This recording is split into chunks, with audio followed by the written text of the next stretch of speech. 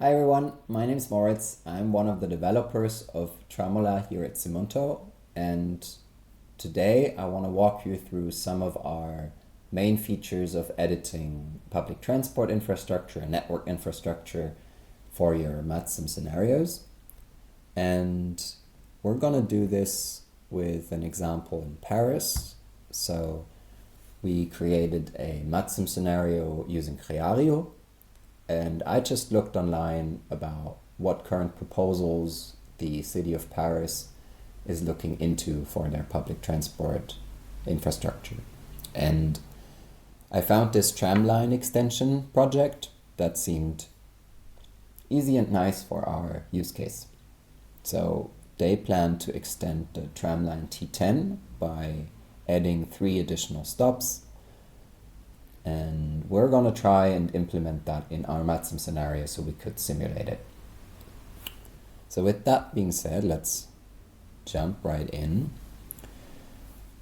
I have basically just opened up the Paris scenario in Tramola, and I have this plan still on the side for us as a reference.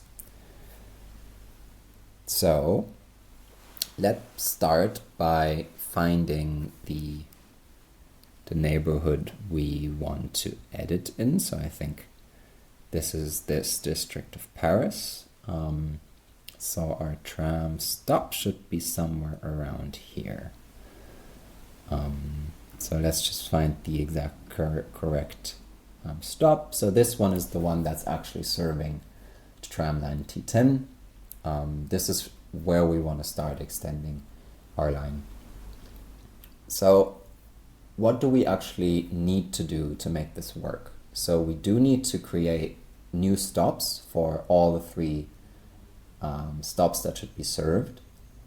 We need to tell our line to actually go along these stops. And lastly, we need to tell the route which network infrastructure it can actually use to move along in the simulation. So these are the things we want to do. And I'll just start by first adding the new stops we need.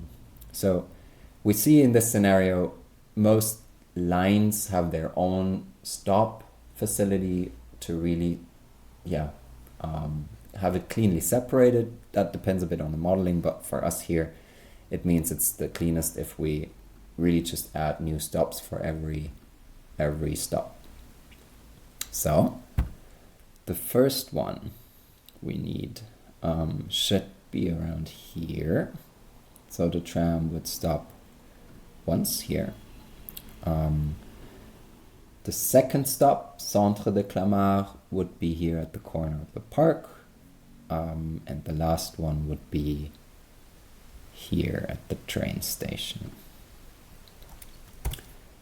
We could now, I was a bit quick, I pressed V to go back to the selection mode and select the link, the stop we just added. So I could also give it a new name. I could say this is now Gare de Clamart.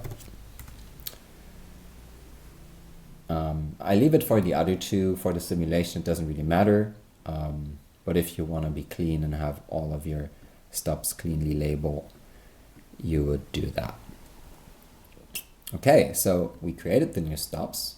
Now let's actually tell our line to use them. So I'll go back here, open our tram line, and the first thing we'll see is, okay, there's multiple routes. This is very common. Usually there's different start and end stops. They serve different times of the day. So we'll have to take care of doing it for all of the routes. But I'm just going to start with the first one. So any that basically stops at the stop is fine and works for us, right? Okay, and we'll see. First, I want to start on the time profile tab. Here, I see all the stops that are being served. And from here, I can also extend and incorporate new stops. So if I would want to add a stop in between 2 existing stops, I could drag from the line in between two stops and add one in. Or in our case, I would drag from the end of the line to add the new stop we want to go to. So let me find our new stop here and add it in. So that's as simple as that, up to our park, and then eventually our new train station stop. As I do this, the stops start appearing here in the route. I could now, if I have additional information, adapt the travel times in between the stops and really match them up to the specification. But for us, this is good enough. Great. So now I already told my route to go along these new stops. What is missing is telling it on which infrastructure it can actually move. And we'll see that we can look at the current state. So we see first the 3 new stops are already here, but they're marked in red because they can't actually be reached. So the network route ends early, and the Tramola tells you that the stops currently aren't really part of that route. And on the map we see, so currently the tram only goes this far, and then actually also the tram tracks end. There's no network links yet either, which makes sense because this whole thing would be a completely new development. So the first thing we need to do is first create the links so the tram can actually move on them. So for that, I'll switch over to our network section. I can filter our network to only show me tram links, so it's a bit cleaner and easier for us to edit. And then I would select the Add Link tool up here and start extending from the track that we want to work with. So I'm just gonna try and roughly match this description of the route, and then eventually end up here at our train station, somewhere here. Good. I'm done. So I'll click here, and I can now see it added all the links in the up direction, which makes sense. These are the ones we drew. Probably when the tram is done, it wants to return the other way down for the different direction. In this scenario, the tracks are actually modeled as 2 separate tram tracks. I think for us, this level of detail we don't really need. So I would just go ahead and add the opposite link for all of the existing links here. So now the links are all both directions.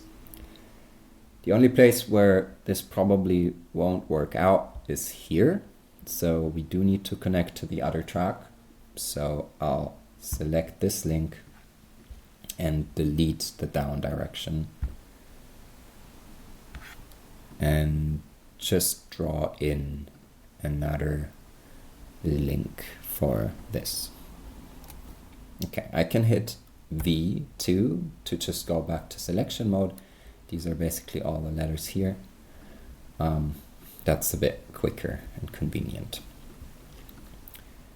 Okay, this is the part of creating our infrastructure. I can go back to our route now, and now we can actually tell it to use these links to move along. So when I'm in the network route, I have these editing tools up here where I can say, now I want to add new links in the map. The red dot shows me points where there's currently like endpoints. So clicking any of them shows me all the possible links I could add at this point. So here there's not that many options. Usually for us, we just want to go ahead on the tram line tracks that we just created. So I'll just do this and go all the way up to our final stop. Good. So as I do this, all the links also start appearing in the network route, as I would expect. And yeah, now our tram already knows to move along here. The last step would be to tell the stop facilities that we created, they're currently not attached to any network link. So also in the network route, they still show up as not assigned. So that's what I can do here. I can say I want to assign this stop here, and I can pick the link that I want to use. So I think for this stop, yeah, exactly, for this stop, this link makes sense to me. I can update this stop because we just created it. There's nothing else to do with it. Then I have next up this stop, same thing here. We can also assign it to, sometimes it's modeled like this in MATSim, that you create a loop link, add a node instead, and assign the stop to the loop link. So we can also do that if we want to. I'll just do it to show it. It tells me to add a loop link. Again, I want to just update this stop. Okay, and then last but not least, our final stop, I'll just put it to the last link. Good. This looks good now. Our network route looks complete. All the stops are assigned to a link, and in the route there's no gaps. So this is exactly what we want. Our network route would be ready to be used in the simulation. Good. I think this one we can close now. Now we did it for one route.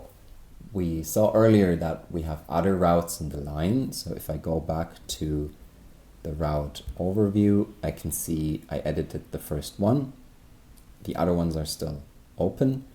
And just to get an idea, we can also open the time distance plot. It's like sort of a graphical timetable. It gives me a better overview of what's actually happening. I can filter by forward or backward direction to see only lines going in one direction. That usually makes sense. And here now I see the green one needs to be the one we already did because it already goes along our new stops. But we also see there's other lines, other routes in the line that still need the same edit and also should go over all the way to the last stop now. We could obviously do this manually again for all of them. That would be quite laborious. So instead, Tramola offers a tool to select changes and copy them to other routes. So we'll try that. It basically tells me I added 3 stops, I added new network links. That makes sense to me. And Tramola says it detected 2 other routes where it can apply these edits to. I think that makes sense to me if I look down here. It's probably exactly the 2 we were looking at, the red one, the blue one. So if I go ahead and I hit apply, we see that Tramola automatically copies the changes over to the other routes. Good. With that, I basically finished telling all the tram routes that go up north to serve the new stops. What we would need to do now manually is pick one of the routes in the other direction and basically prepend all the edits in reverse. This is not as easy to just copy over because often, we would use different network links. We could even take a different route. So reverse direction, you would need to do once more manually, but again, you could copy all your edits over to all the other routes. And once you did that, you would be ready to simulate this extension in Paris, and you could see how do people react. Do they use the Tramola? Do they use other buses less now that we have the new extension? And do your analysis with that. Yeah, this concludes sort of the features I wanted to walk through with you. And thanks for watching. Thanks for tuning in. And I hope this is helpful for you.